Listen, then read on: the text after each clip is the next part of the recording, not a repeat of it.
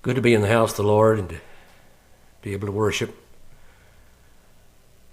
Late yesterday afternoon, the governor removed our restrictions, so we're here under permission of being here, and following the guidelines are posted on the wall and the pews are marked, and we're truly trying to be safe. And quite honestly, there's just two people here besides me, and plenty of room to social distance in a church that'll seat close to 200.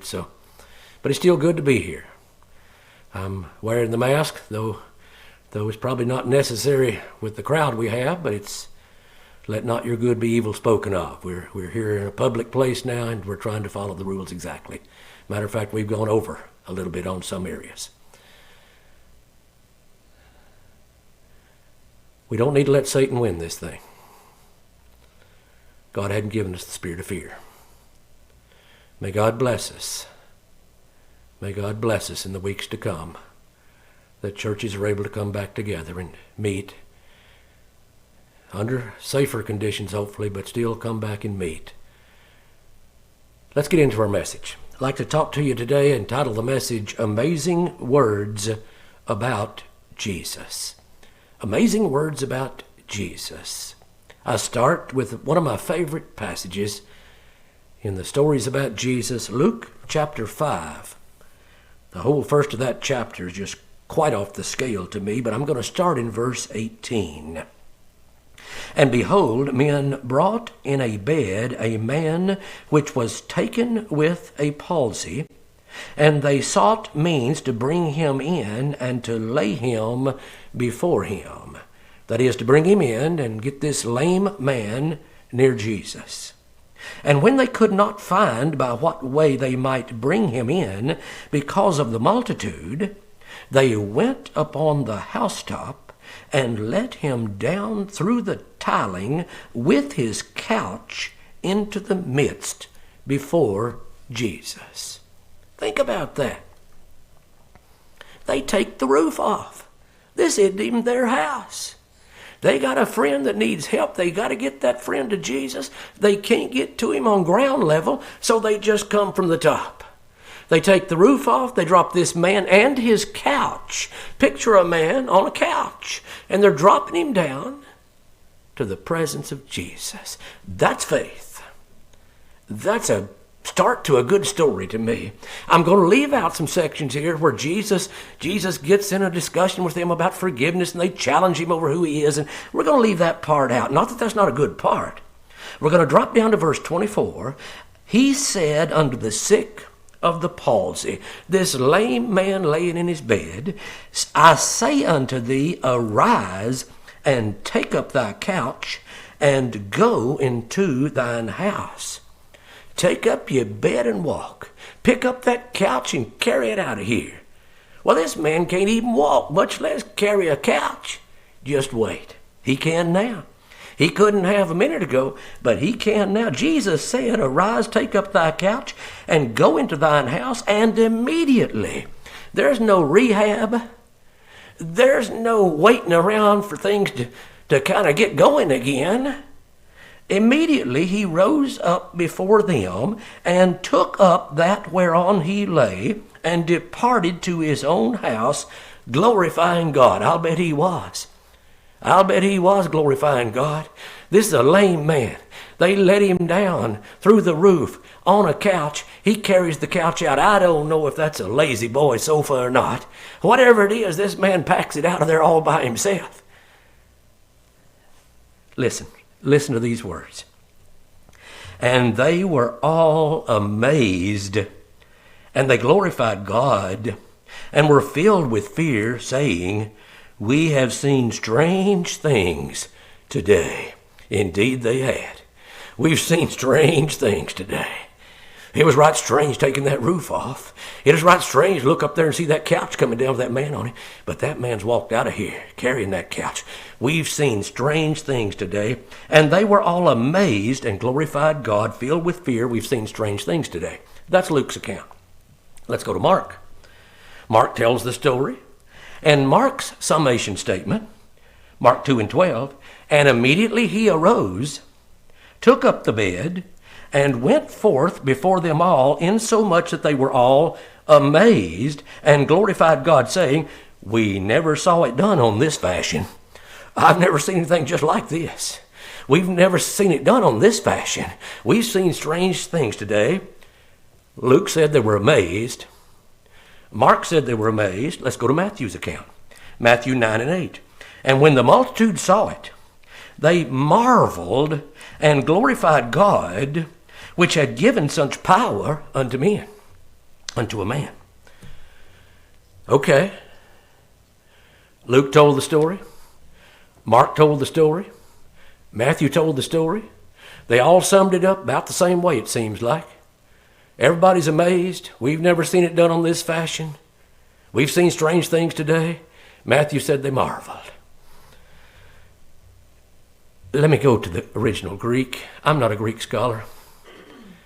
You don't have to go to the Greek to read the King James Bible and understand what it means. But I want to tell you what I have been told and what I've learned. The Greek language was just the right language for Jesus to come into. He came at just the right time, in just the right culture,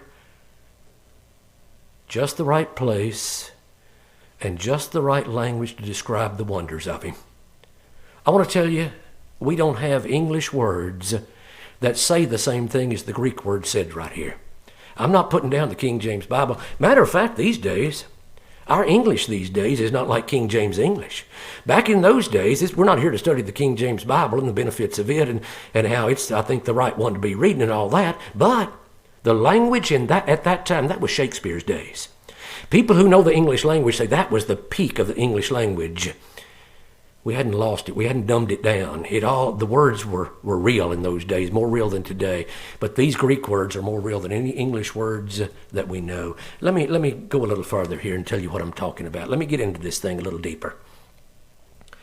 Luke's version. And they were all amazed. We have seen strange things today. They were all amazed. That Greek word, I'll probably say it wrong. Again, I'm no Greek scholar. But ecstasis. Sort of like our English word ecstasy, ecstasis. What does that word mean? Well, it means to be in a trance. Let me read. A throwing of the mind out of its normal state. The mind plugs along doing normal things, and all of a sudden it's thrown out of that normal state. Whether such as makes a lunatic, now it can happen that way, man just goes crazy mad. And at that point, this word would have been a Greek word that would have been used. Or, listen to this, listen to these words. Or that of a man who by some sudden emotion is transported, as it were, out of himself, so that although he is awake, his mind is drawn off from all surrounding objects and thinks that he perceives with his bodily eyes and ears realities shown him by God. I don't know of an English word that says all that. The English word used here, amazed. You know, sometimes we say everything's amazing these days. This was amazing that really meant amazing, but it meant more than amazing can even say. The idea that you're transported out of your own mind, and then add to that idea that this sudden emotion that transported you out of your mind, you're awake, but it's as if your mind is drawn off what's around you, the surrounding objects, and you think and perceive with your bodily eyes and ears what you perceive to be realities from God. That word says a lot, doesn't it? That amazing's a pretty amazing thing right there. That word that describes what they saw, what they felt, what they sensed, as if they're taken out of themselves, and as if this is a message directly from God. All that wrapped up in that word, ecstasy. Okay, let's go to Mark's account. Mark didn't use ecstasy in the Greek language. Mark used existemi. Existemi. You know what that one means? To throw out of position, to throw into wonderment, to put one out of one's mind, to be beside oneself, insane. It can be insanity, but it can be an insanity where you're not really insane. It's to be beside yourself. That's a phrase we use in our language. Well, that's what this word meant. It's as if you're outside of yourself. It's as if, you remember Paul when he's transported to the third heaven, and he said, whether I was in my body, out of my body, I don't know. That's what That's what this word sort of says. It's like you're, excuse me, it's like you're outside of yourself. It's like you're somewhere else looking into your own mind. It's like you've been knocked off your feet to throw into wonderment. Now, that was the word that Mark used. They were thrown into wonderment, says Mark. Ecstasy, where they're thinking they're seeing and hearing things that are coming straight from God. Well, they were, but they got that feeling. That's what the word means. How about Matthew's word? Matthew said they marveled. That's a Greek word, thaumazo. Thaumazo, to wonder at, marvel at, have in admiration. We find this word oftentimes, too, in the New Testament describing Jesus. This is the after effects word. The first two words, the word Luke used and the word Mark used, those are the shock factor words. Knock you off your feet. Knock you right out of your own head. Displace yourself from yourself as if you're beside yourself, as if there's two of you now. Those are shock factor words, but this marvel word, this thaumazo, that's when you sit and think about it a while. That's when things begin to soak in a little bit. At first you think, did that really happen? And you're shocked about it, but then after you've thought about it a while, you marvel. You wonder about it. You ponder on it. It kind of changes your thinking from that point on. That's the third Greek word that we find in these accounts of this story. Let's take up those words a little bit. Let's look at some other places where we find those same Greek words used. That ecstasy. Well, one time it was translated trance, because that's what Peter went into. God sends down the sheet, with the unclean animals, telling Peter to go and preach to the Gentiles, and Peter said, oh, no, I can't eat that stuff. I can't eat that stuff. Nothing common or unclean's been in my mouth. God said, what I've cleansed, don't you call common or unclean. This happened 3 times, but Peter was in a trance. He fell into a trance, literally, but the word here, it says ecstasy. He was in an ecstasy. He was out of his mind, but he really wasn't, whether he's sure he was even in his mind or out of his mind or where he was, but he was in a trance. That's the word that's used right there, just to show you that it's kind of a trance sort of thing where you go into, where you're sort of out of your head, kind of, and not sure where you are about this thing. But another place where we find that Greek word ecstasy, Acts 3:8. This is the place where the man he was over 40 years old. He had been lame since his birth. He sat at the temple gate daily begging for somebody to give him some pocket change, some alms, where he could buy some food. This man, Peter and John, come along. This man says, hey, can you spare me a dime, so to speak? And Peter said, silver and gold, we don't have any of that. Silver and gold have we none. I bet the man kind of shrunk back then. Well, I don't need you if you don't have any money. I'm looking for people that can help me. And he said, silver and gold have we none, but such as we have we give unto you. In the name of Jesus Christ, stand up and walk.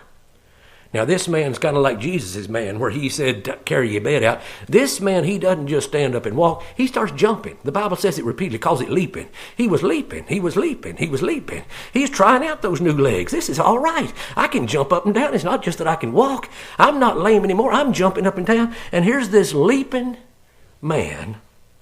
And the people notice. Of course they do. They knew who this guy was. Acts 3:8. And he, leaping up, stood and walked and entered with them into the temple, walking and leaping and praising God. And all the people saw him walking and praising God, and they knew that it was he which sat for alms. They recognized him. They'd been seeing him for years. And they were filled with wonder and amazement in that which had happened unto him. That word amazement, that's the Greek word ecstasis. That's when you see a man that's over 40 years old that's been lame since birth and he's jumping up and down. I guess that would sort of knock you off your feet, wouldn't it? I guess that would sort of get your mind, throw your mind out of the normal state, where you begin to think some mighty, mighty big thoughts about a mighty big God. Well, that's what happened right there that day when that man's leaping, and they're looking at him and recognizing him. That's ecstasis. That's the word that the man that Luke used to describe the man who carried his couch out. They looked upon that man. They said, this is amazing. With amazement, it says here. Let me tell you another place we find ecstasis. Mark 5:39. There's a little girl there, she's dead. She's 12 years old and she's dead. And everybody knows she's dead, but Jesus says she's just asleep. When Jesus said she's asleep, they laughed him to scorn. Jesus knew she was dead. Her parents knew she was dead. Everybody in that house that's weeping knew she was dead. But Jesus says she's just sleeping because he's going to wake her up. He knows she's dead, but he's thinking of dead a little different the way we think of dead. He can wake up dead. And he looks at it different. He said she's just asleep. Mark 5:40, they laughed him to scorn. But when he had put them all out, he sends everybody away but Mama and Daddy and Peter and James and John. He taketh the father and the mother of the damsel, and with them, and he went in with the daughter, and he said, took the damsel by the hand, and he said unto her, Tabitha Cumi, which is being interpreted, Damsel, I say unto thee, arise. Little girl, get up. And straightway, that is immediately, the damsel arose and walked, for she was of the age of 12 years, and they were astonished with a great astonishment. That last astonishment right there, that's ecstasis. They were in an ecstasy. They were thrown out of their minds. I'll bet Mama was. What do you think? I'll bet Daddy was. What do you think? I'll bet Peter and James and John were. What do you think? I'll bet that crowd that had been mocking Jesus, they're thrown out of their minds. They're displaced from themselves. They're in a shock right now. Words can't describe what they're sensing on the inside. Let's do one more ecstasis. Mark 16:8. And they went out quickly. Where'd they go out of? The tomb, where dead Jesus had been laying, where there was an angel had been in there talking to him. They went out quickly and fled from the sepulchre, for they trembled and were amazed. Neither said they to anything to any man, for they were afraid. They were afraid, but they were amazed. That amazed right there is ecstasis. I want to tell you what.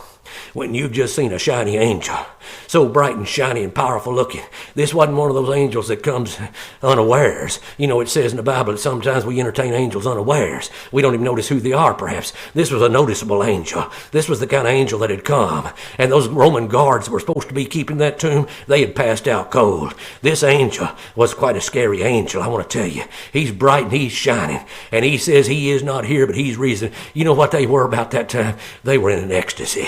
They were out of their heads. They were displaced from themselves. They were ecstasis.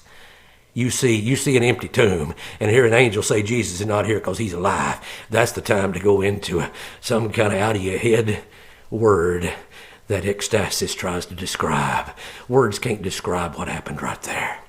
Words can't describe the wonder of him in that tomb and coming out of it. Words can't describe the glory of resurrection. That's the Greek word ecstasis. Let's go to the next Greek word, existeme. Remember, that's the word Mark used. Mark used that one. He said immediately he arose, that man carrying out his couch. Immediately he arose, he took up his bed, went forth before them all, insomuch that they were amazed, glorifying God. We never saw it on this fashion. That word right there, amazed, that's not the ecstasis, that's the existeme. Existeme. You know where that happens? I'll give you another place in God's Word where they use that Greek language, that word from the Greek language, existeme. You remember the time that Jesus constrains his disciples, his apostles, to get in the boat and head across, and he's going up in the mountain and pray a little while, and it's at the fourth watch of the night, and he looks out there and sees them toiling. The wind's contrary, the boat's filling up with water, they're in a great storm, they're in a hard place, and Jesus, what does he do? He goes walking on the water. He's walking on the water, heading out towards them. I want you to picture this scene. There's a man walking on the water. They're plumb afraid by now. They've been afraid of the storm, but now they really get afraid. And he said, don't be afraid. It is I. And Peter said, if it's you, let me come. And Jesus said, come. And Peter walks on the water for a few steps. And then Peter looks away and begins to sink. You know the story. Jesus grabs him and saves him. And it says right here in Mark, it says, when they saw him walking upon the sea, they supposed it had been a spirit, that is a ghost, and they cried out. Here's grown men crying out in fear. And they all saw him and were troubled, and immediately he talked with them and saith unto them, be of good cheer, it is I, be not afraid. And he went up unto them into the ship, and the wind ceased, and they were sore amazed in themselves beyond measure, and wondered. Amazed beyond measure. You take a yardstick and you start measuring. This is beyond what can be measured. This is off the scale kind of amazement. This is an amazement that's existe me. What did that one mean? To throw out of position. Sort of like to knock you off your feet. To throw into wonderment. To be out of one's mind. To be beside oneself. And then the word insane. It's just so crazy it can't be real. It's like you're beside yourself. It's like you're knocked off your feet. I guess that's what seeing a man walking on the water and being so afraid of that man, more afraid of him than you had been of the storm. And all of a sudden he says, don't be afraid. And the next thing you know, Peter's out and he's back in and Jesus is in, and immediately the wind ceased. There was a great calm right there. Their troubles were gone. Their Savior was with them. And what's it say about them? They were amazed in themselves, is what the English said. The Greek word existe me, that happened right there that day. That happened that day, that time. That's a real story. That's not a myth. That's not a fairy tale. That's not a fable. That's not made up. That's what they sensed that day when they saw the wonder of Jesus. I want to tell you, he was awesome. He was awesome. Let's do one more, existe me. I'll tell you when it happened. Acts chapter 12. You remember Peter? Herod's chopped James's head off. That pleased the people, so he's got Peter and threw him in jail. He's going to chop his head off come morning. You know what? The angel came that night. Well, wait a minute. I left something out. The church is over here in somebody's house praying. They're praying hard. They're wanting their pastor to be released. But they're praying. We got them over here praying. We got Peter now in the jail waiting to be executed the next morning. And along comes the angel. And it said that he touched Peter and he said, wake up. Put on your coat. Put on your shoes. Get ready. We're getting out of here. And the doors open automatically. Sort of like doors do it at stores now. But they didn't do that back then, you remember. This angel opens the prison doors. The inner doors and then the outer doors. And all of a sudden they're out in the street somewhere. And Peter had said he thought he was seeing a vision. He thinks, this can't be true. This can't be really happening. I'm out of that jail, seems like, but I must be in a vision. No, he's not in a vision. It's really happening. He thinks that's the only way we can explain this. I must be dreaming. It's too good to be true. He's out there free, and all of a sudden the angel's gone, and it says, and he came to himself. Well, that'd be a pretty good thing to do about this time. He's out of jail. He comes to himself. He figures out where he is. He knows where the church is meeting, so he goes there, and he starts knocking on the door. He knocks on the door, and Rhoda, she comes to the door. She's a little girl. Rhoda comes to the door, says, who is it? And he says, it's Peter, let me in. And she just gets beside herself, hearing his voice. And she goes running back in. She didn't open the door. She just goes running back in, telling everybody, he's here. Peter's here. He's knocking on the door. And they accuse Rhoda of being insane. They think she's crazy. And finally she convinces them, and they come and open the door, and there stands Peter, Acts 12 and 16. Peter continued knocking. And when they had opened the door and saw him, they were astonished. They were astonished. That ought to get you. That ought to get you beside yourself.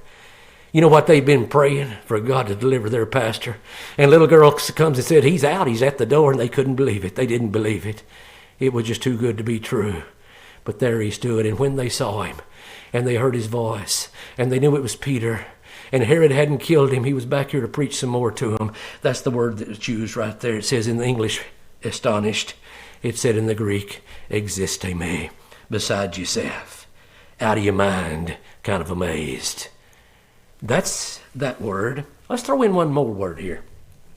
Ekpleso. I just enjoyed studying these words, reading what they meant, finding places in the Bible where it happened. Ekpleso. That means to strike with astonishment, as like somebody slapped you, like you've been struck. To expel with a blow. It just hit you with a punch. Like a ton of bricks. You heard that saying? Hit me like a brick. That's what this word means.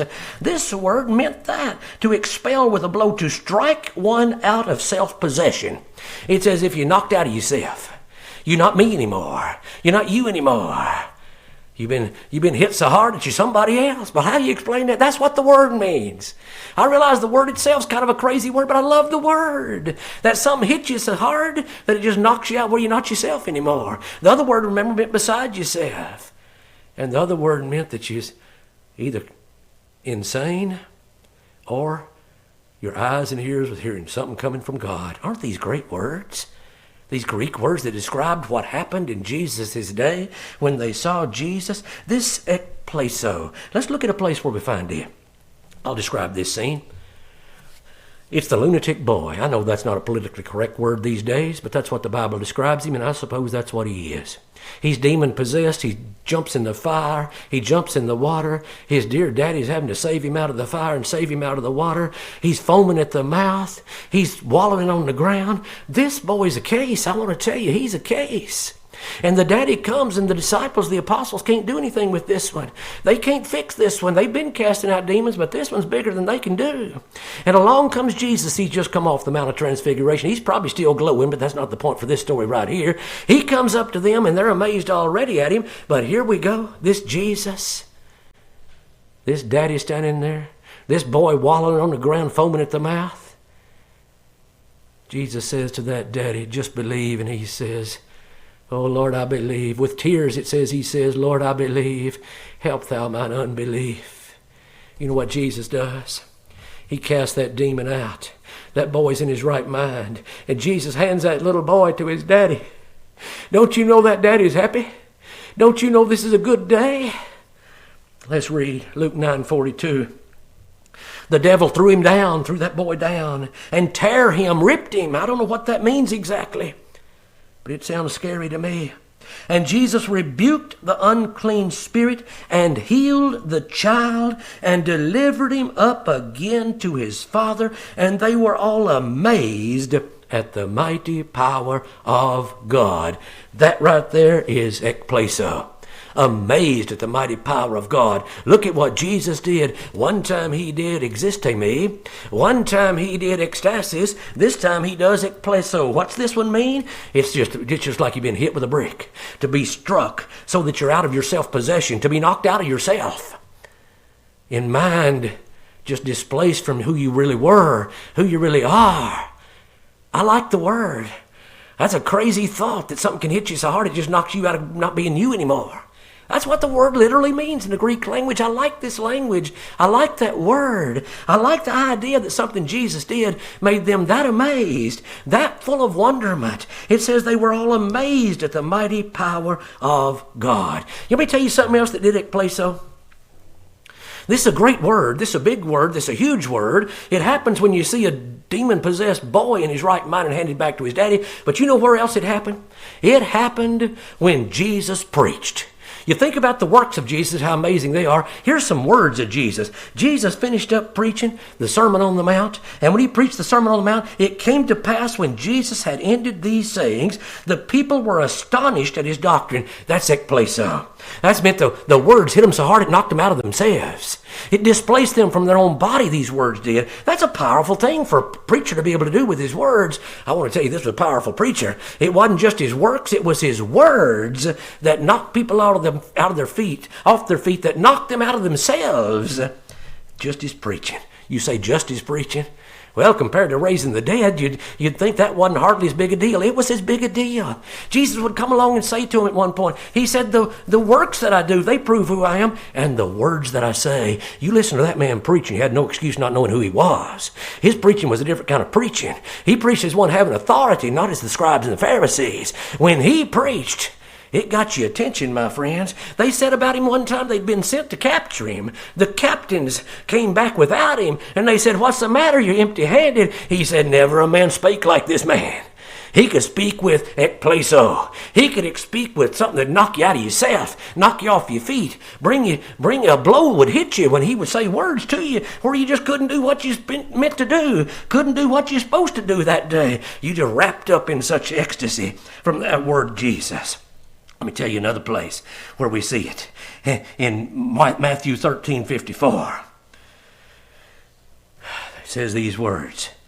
When he was come into his own country, he taught them in their synagogues, insomuch that they were astonished, and said, whence hath this man this wisdom and these mighty works? Says in another place, he never went anywhere to learn letters. He hadn't been to school anywhere, but he could preach. He could preach with words. He was the Word, and he could say the right words in the right season. He'd pray for that every morning. Father, give me the words in season that would help those that are weary. And then he'd preach those words, and it would knock them off their feet. It would knock them out of their own being. These Greek words that describe Jesus.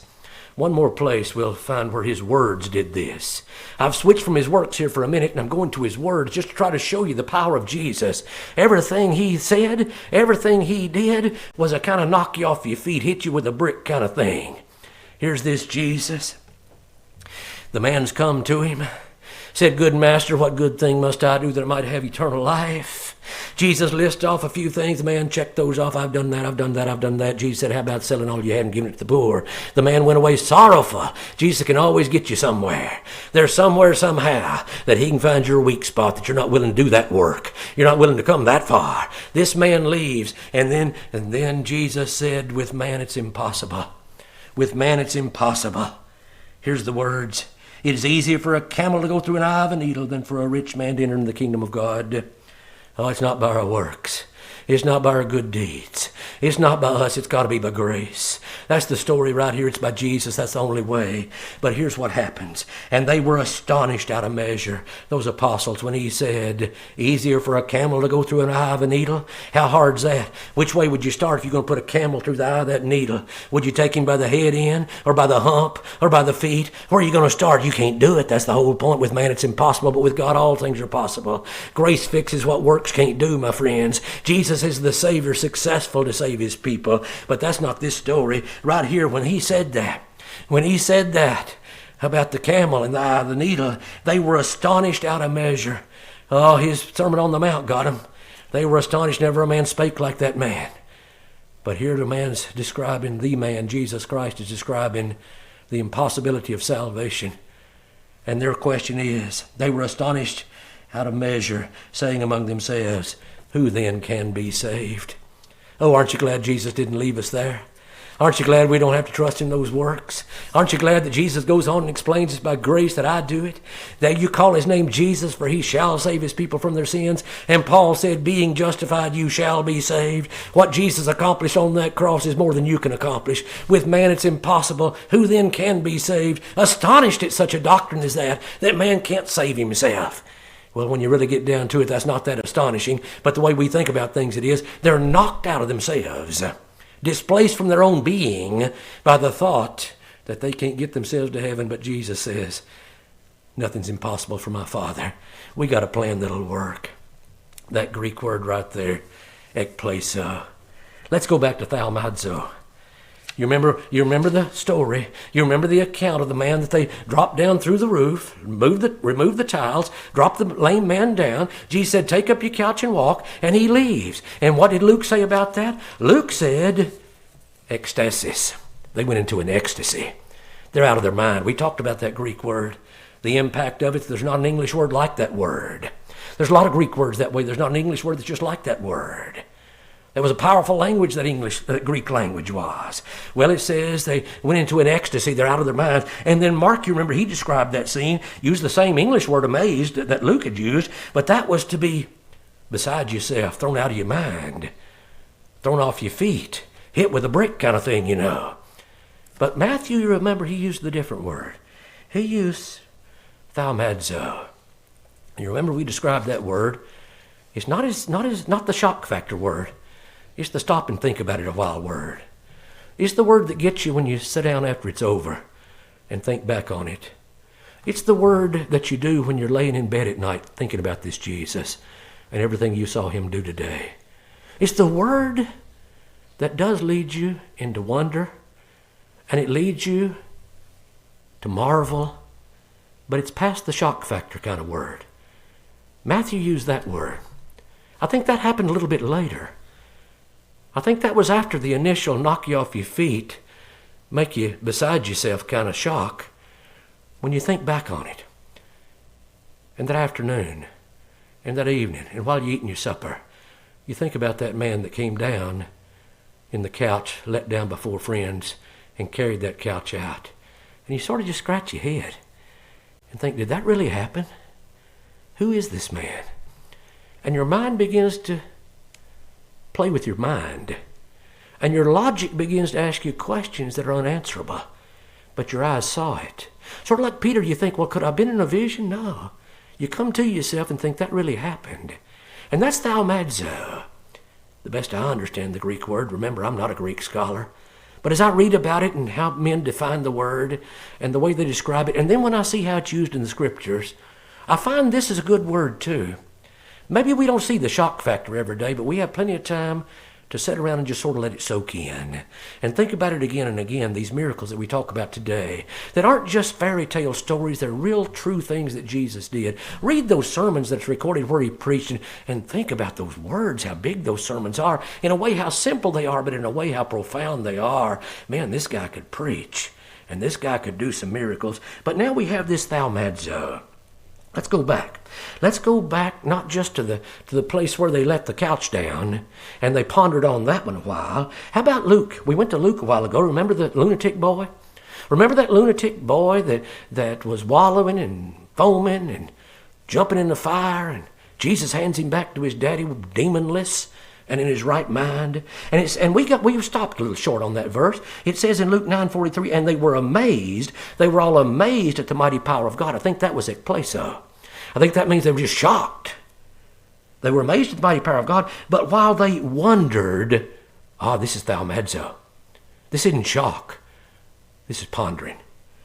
While they wondered, everyone at all things which Jesus did, they began to think back about what happened last week and last month and a couple of months ago, and about that little girl that was raised from the dead, and about those blind men that could see, and about that sermon that he preached, and everything just kind of comes together in their head in a sense of wonder and awe. You know, we talk about something being awesome these days. We make a long putt at the golf course and say, that's awesome. That's not awesome. It's great to make a long putt, but God's awesome. We dumb down our English language. We're trying to go to the Greek because maybe we don't have an English word to start with, but the way we've dumbed down our English words like awesome and amazing and those kind of things, and we're trying to see God a little closer to what he is. And then we try to stop and think about God, what he is and what he's done, and who he is and how he works, and he is awesome. And we're awestruck when we think of that, really, or we'd like to be, we should be. And we say amazing grace, but it's really amazing grace from an amazing God. But here we have these who begin to ponder, and it says they wondered. They wondered at all things they'd been seeing. Go back to the place in Matthew where the wind ceased. You remember? That was the Greek word, I believe that was existemi. That's what that one was. To be beside yourself. When he's all of a sudden in the boat and the wind has ceased and he was just walking on the water and Peter's in there too and everybody's okay and the wind, they're shocked. They're amazed. It says that the wind ceased and they were sore amazed. That's the knock you off your feet word. In themselves beyond measure and wondered. That happened next.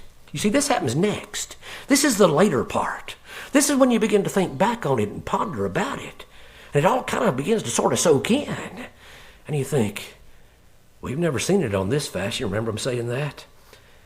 You remember them saying, we've seen strange things today. Indeed they had. And that's when they begin to wonder. That's thaumazo. This is a good word too. This is a great word. This is what we ought to do more of. You know what happened when Pilate's got him on trial? And they're just throwing this accusation and that accusation. And Pilate can see that the witnesses aren't matching up. There's no two witnesses even accusing him of the same crime. The trial's falling apart. All Jesus has to do is defend himself. Say something and Pilate's ready to let him go. Pilate's wife's had that dream, you remember? He's scared to death of this whole situation. And he looks at Jesus and says, why don't you say something? And he answered not a word.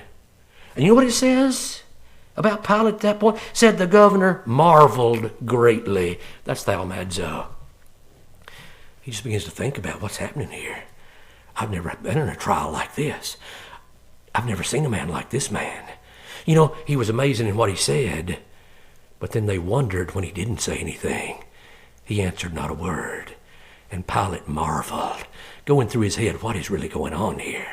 Who is this man? Just to stop and think about the scene, what's happening. That was what happened to Pilate that day.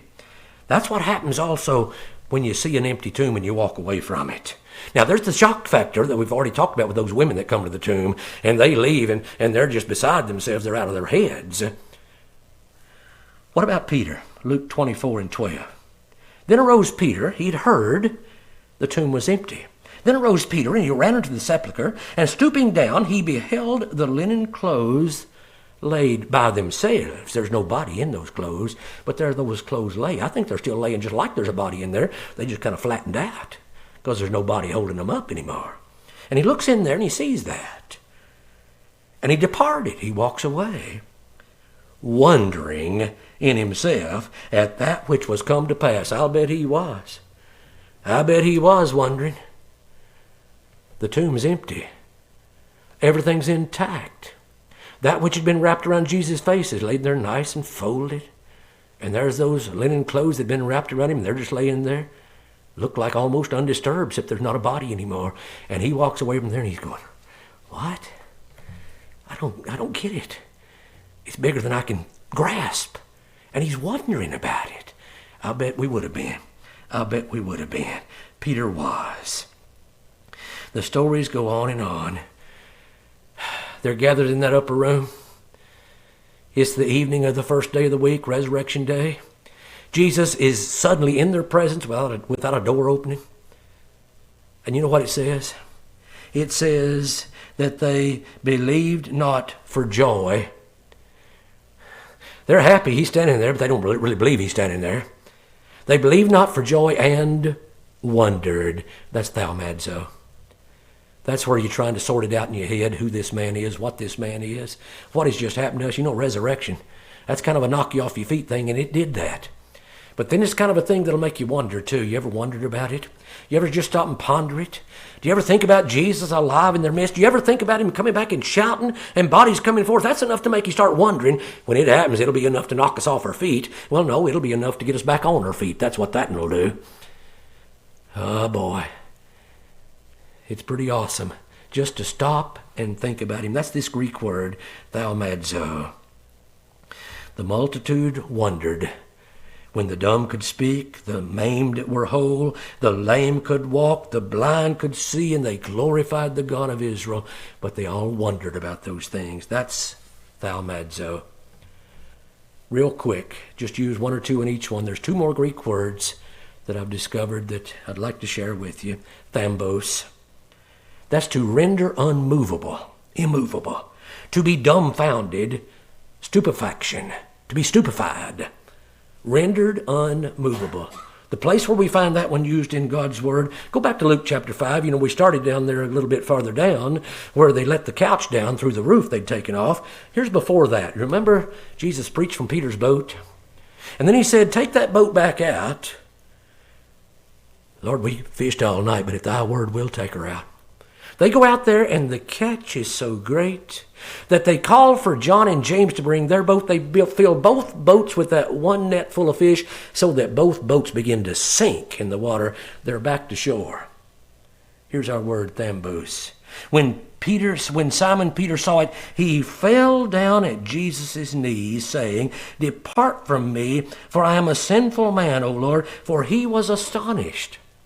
Remember what the word means, thambos? He was rendered immovable. He's fallen at Jesus' feet. He's dumbfounded. He doesn't know what to say. He just falls down and starts confessing sins. Nobody's even brought up any sins, but old Peter, he says, I believe I need to confess some sins. And he's immovable at Jesus' feet. Someday